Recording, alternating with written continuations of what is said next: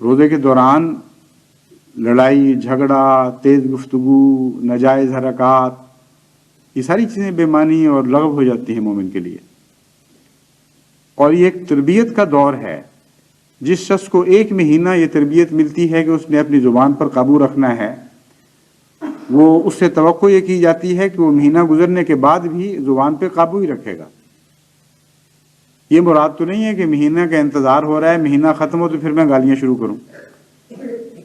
جس کو 1 مہینہ ذکر الہی کی عادت پڑ جائے، جس کی زبان تر ہو اللہ کی محبت اور پیار سے، جس کا دل بھرا ہو اللہ کے ذکر سے، 1 مہینے کے بعد اس سے یہ توقع رکھنا کہ وہ واپس اپنی پرانی گندی عادتوں کی طرف لوٹ جائے گا، یہ ایک بالکل لغو اور بے معنی توقع ہے.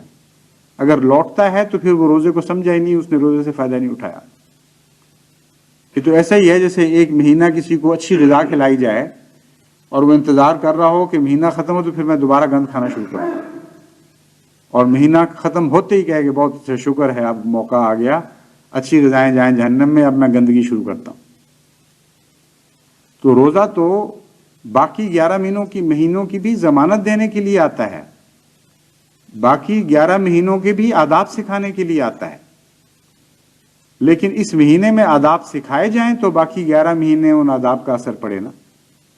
اگر صرف بھوک کا نام روزہ ہے تو پھر تو انسان روزے کی اکثر نیکیوں سے محروم رہ جائے گا، اکثر فوائد سے محروم رہ جائے گا. اس لیے اپنے گھروں کو بقیہ دن جتنے بھی باقی ہیں ان کو آداب کی فیکٹریاں بنا دو.